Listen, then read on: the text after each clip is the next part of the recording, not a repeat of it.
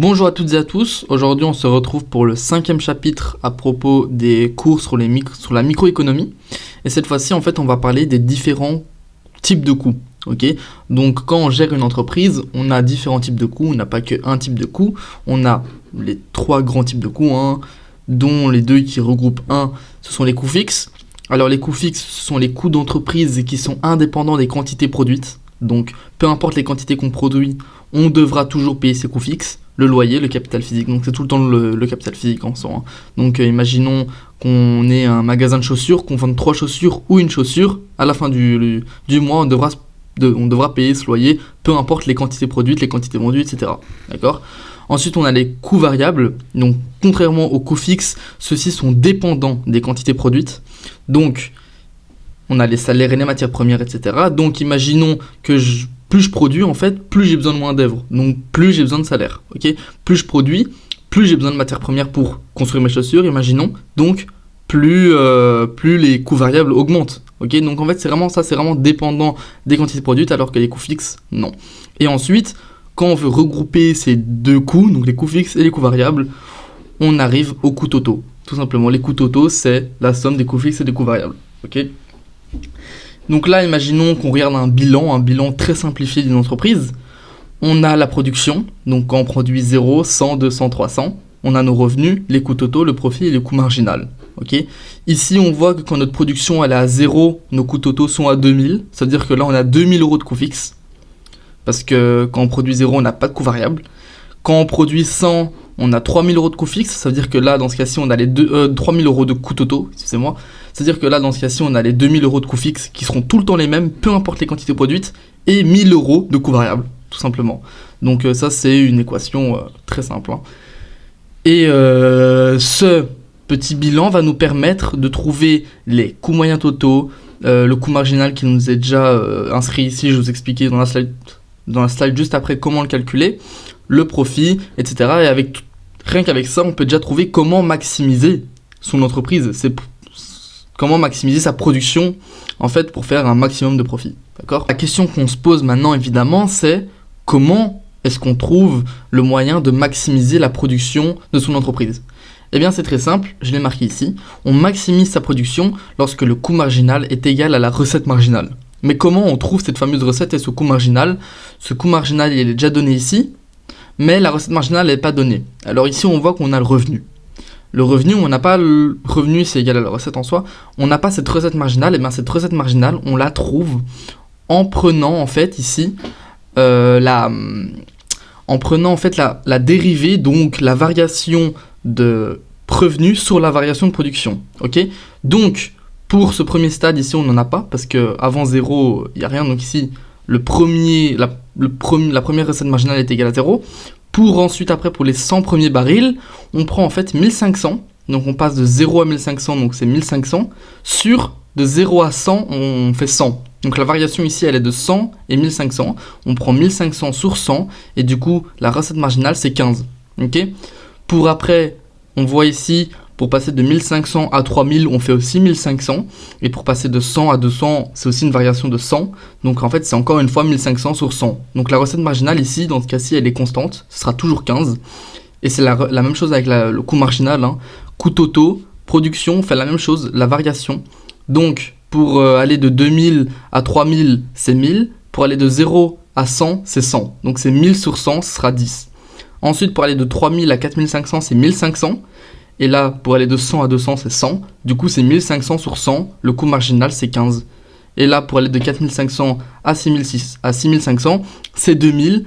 Et là, c'est 100 encore une fois. Du coup, c'est 2000 sur 100 et ça donne 20. Voilà, 10, 15, 20 et là, 0, comme pour la recette marginale.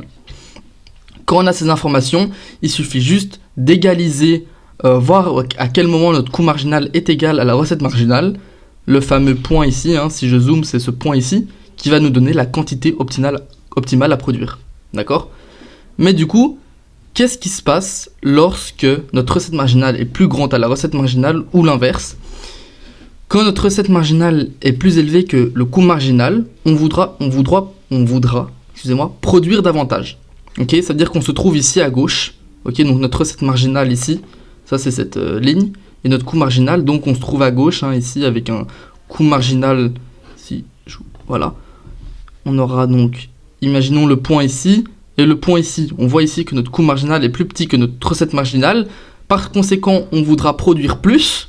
Donc, ici, on a l'abscisse des quantités. On voudra aller vers la droite, car chaque quantité produite nous rapporte une recette plus haute que nos coûts. Okay, donc, évidemment, on voudra produire plus. Donc, c'est-à-dire qu'on tend vers la droite, on converge vers la droite jusqu'à quand RM égale CM. Et c'est la même chose quand on se trouve à droite, donc quand CM est plus grand que RM, ça veut dire qu'on voudra baisser notre production, car chaque production produite nous coûte plus cher que la recette, enfin qu'est-ce qu'elle nous rapporte en fait. Donc ça veut dire que là on va tendre vers la gauche, et donc on va toujours converger vers RM égale CM pour maximiser sa production. Le deuxième concept que nous allons voir maintenant, ça va être les coûts moyens totaux. Okay, à premier abord, vous n'allez pas trop comprendre pourquoi on parle de ça, mais dans les prochaines slides, vous allez voir l'importance de ce que c'est en fait. Les coûts moyens totaux, on les obtient en fait en prenant les coûts totaux et en les divisant par les quantités produites. D'accord ? Les coûts moyens totaux sont très importants car ils nous permettent de connaître le seuil de rentabilité. Okay, seuil de rentabilité, un terme à retenir parce que c'est très important. Et par la suite, nous allons voir le seuil de fermeture. Et donc en fait, ça nous permet de savoir si notre entreprise aussi bénéficie d'économies d'échelle. Ok, ça c'est très important quand on a une entreprise d'avoir des économies d'échelle. C'est vraiment c'est chouette quoi. Pourquoi ? Eh bien parce qu'en fait, si on fait face à des économies d'échelle, ça veut dire que quand on augmente les quantités, eh bien nos coûts moyens totaux diminuent. Ok, ça veut dire que il faut vraiment, en fait, plus on produit, plus nos coûts moyens totaux diminuent. Donc ça veut dire que si maintenant notre entreprise fait face à ça, ça veut dire qu'on doit vraiment produire un maximum parce que ça nous coûte moins en fait. Okay. Ça c'est quand on fait face à des monopoles, etc. Ensuite on a aussi du coup l'inverse des économies d'échelle, c'est les déséconomies d'échelle. C'est quand on augmente les quantités produites, les coûts moyens augmentent. Les coûts moyens totaux augmentent, dans ce cas-ci on parle de déséconomies d'échelle. Et puis on a l'entre-deux évidemment, c'est quand on augmente les quantités produites, les coûts moyens totaux stagnent, tout simplement. Et là en fait on parle de rendement d'échelle constant. Okay. Donc ça à retenir, hein, le terme économie d'échelle, déséconomie d'échelle et rendement d'échelle constant. Et par la suite, nous allons parler du seuil de rentabilité. Alors, on va introduire ce terme de seuil de rentabilité en introduisant en fait tout simplement une condition pour pouvoir appliquer le RM égale CM. Alors, la première condition à satisfaire, c'est que le profit de notre entreprise à la base soit positif. Ok ? Donc, imaginons que RM égale CM et que notre entreprise, eh bien, elle a un profit négatif. Même si on a RM égale CM, on va arrêter la production, on va vendre notre entreprise et on va arrêter de produire parce qu'on fait un profit négatif. Donc, pour qu'il y ait un profit positif, il faut savoir que ce terme, en fait, pi en économie, c'est profit. Donc, profit supérieur à 0, profit positif.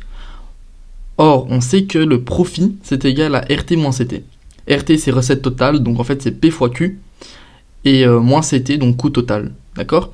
Si on divise le tout par Q, donc dans cette équation, on divise tout par Q, donc profit divisé par Q, RT divisé par Q, moins CMOT. Pourquoi CMOT ?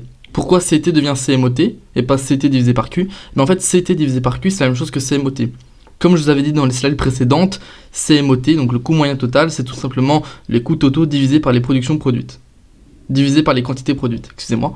Du coup, ça devient CMOT. Et ensuite, là, du coup, on a profit divisé par Q égale à RT divisé par Q. Or, RT, c'est quoi ? C'est P fois Q. Ok ? P fois Q divisé par Q, ça rend quoi ? Ça devient quoi ? Ça devient P moins CMOT. Ok ? Parce qu'on enlève les deux Q. Ok ? Donc, en fait, maintenant, on a profit divisé par Q qui est égal à prix moins CMOT. Et on va tout simplement mettre le Q à droite. Donc, profit est égal à Q fois P moins CMOT. Ok ? Donc, qu'est-ce qu'on voit dans cette équation ? C'est assez subtil, mais pour que notre condition marche du RM égale CM, il faut que le prix soit supérieur à CMOT. Supérieur ou égal, d'accord ? Parce que si maintenant c'est égal, on fait tout simplement un profit négatif, et si maintenant c'est supérieur, on fait un profit positif. Mais si maintenant le prix est inférieur au CMOT, eh bien là on fera un profit négatif, donc on va arrêter de produire évidemment, même si on a RM égale CM. Ok ? Et donc en fait, ce niveau où le prix est égal à CMOT, en fait, donc, comme je l'ai mis ici, la première condition est donc que le prix doit être supérieur au coût moyen total, ok, comme je vous ai expliqué, et c'est ce qu'on appelle le seuil de rentabilité. Comme je vous en avais parlé juste avant, c'est le niveau de prix minimum pour que l'entreprise puisse réaliser des profits non négatifs. Okay, donc c'est vraiment le niveau de prix, c'est vraiment à comprendre le niveau de prix minimum où en fait notre prix est juste au-dessus du CMOT pour pouvoir faire des profits positifs ou égal pour faire des profits de 0, quoi, égal à 0. Et ce niveau, en fait, ce fameux niveau est donné par le minimum des coûts moyens totaux. Okay, là, ça peut paraître un peu superflu, mais dans la dernière slide, j'ai fait un graphique j'ai repris un graphique en fait qui montre vraiment tout ceci d'un point de vue graphique, sera beaucoup plus simple pour vous à comprendre. Mais en tout cas, voilà, ça c'est à comprendre, très important. Alors la deuxième condition à connaître après avoir vu la première, il n'y a que 2 conditions d'ailleurs, ce sera, en fait c'est pas vraiment une condition, mais c'est pourquoi RM égale CM d'un point de vue algébrique. Okay, donc en fait on a vu dernièrement que profit est égal à recette totale moins coût total, d'accord, à ce moment-là, pas de souci. Et en fait, ce qu'on va faire, on sait que profit, graphiquement, c'est une fonction comme ça, ok. Donc, plus le prix augmente, donc on a P et Q, donc sur l'abscisse on a les quantités et sur l'ordonnée on a le prix. Donc plus on a P fois Q, donc plus on a P qui augmente et Q qui augmente, plus ici notre profit augmente. Et à partir d'un certain moment, à partir d'un certain stade, le profit baisse. Évidemment, si on produit trop, si le prix est trop élevé, trop bas, etc. Okay, donc, qu'est-ce qu'on va faire en fait pour trouver le maximum de cette fonction qui est concave, hein. Donc le profit c'est une fonction concave. On va tout simplement trouver le maximum. Okay, comme je l'ai mis, ce maximum là. Comment on trouve le maximum d'une fonction? On dérive cette fonction et on trouve quand est-ce que la dérivée est égale à 0. Pourquoi? En fait, c'est pour trouver quand est-ce que la pente est égale à 0. Parce que quand la pente est égale à 0, en fait, c'est le maximum. On trouve le maximum. Okay, donc, on va dériver le profit. Donc, autrement, on dérive RT moins CT. Okay, et dériver RT et dériver CT, en fait, c'est revenir. En fait, c'est comme je vous l'avais dit au tout début, c'est la dérivée de RT sur la dérivée de Q. C'est quoi? C'est RM. Ok, on avait fait ça au début, ce petit exercice. Et dériver CT, donc la variation de CT sur la variation de Q, c'est quoi? C'est CM. Donc en fait, dériver le profit, qui revient à dériver RT moins CT, en fait c'est RM moins CM. Et donc, RM moins CM doit être égal à 0, pour que la dérivée de profit soit égale à 0, et donc qu'on atteigne le maximum, pour avoir un profit maximum. Et donc, RM moins CM égale 0, ça revient à dire RM est égal à CM. Voilà pourquoi on dit RM égale à CM, tout simplement. Alors, je vous avais promis une représentation graphique que nous allons voir tout de suite. Donc là, en fait, imaginons qu'on ait en fait le bilan retranscrit graphiquement d'une entreprise avec RM, CM et CMOT. Okay, donc déjà, on peut voir directement que la deuxième condition, elle est remplie. Okay, on voit que quand RM égale CM, on va produire Q1 qui est l'intersection entre RM égale CM et donc RM égale CM est bien respecté dans ce cas-ci. Okay, un truc à savoir aussi, c'est quand CM, le point où CM passe par CMOT, donc en fait l'intersection, c'est le minimum de CMOT. Okay, donc on voit bien que dans ce cas-ci, quand Q1 touche CMOT, donc le deuxième point ici, on voit que ce point-là est au-dessus du minimum de CMOT. Okay, parce que CMOT et l'intersection entre CMOT et CM, c'est le minimum de CMOT. Et on voit donc que l'intersection entre RM égale CM nous donne un point sur CMOT qui n'est pas ce minimum. Autrement dit, le prix sera dans tous les cas supérieur au minimum de CMOT. Donc la première condition est aussi respectée. C'est très subtil à voir, mais ça devient simple, c'est simple à la suite, quoi. Donc dans tous les cas, les deux conditions sont respectées. Donc ici, ça marche, l'optimisation. Et vous comprendrez bien mieux quand on fera les exercices. Ce sera beaucoup plus clair. Et après, ça sera une routine, quoi. Merci de m'avoir écouté. Et si ça vous a plu, je vous invite à vous abonner et mettre un pouce bleu.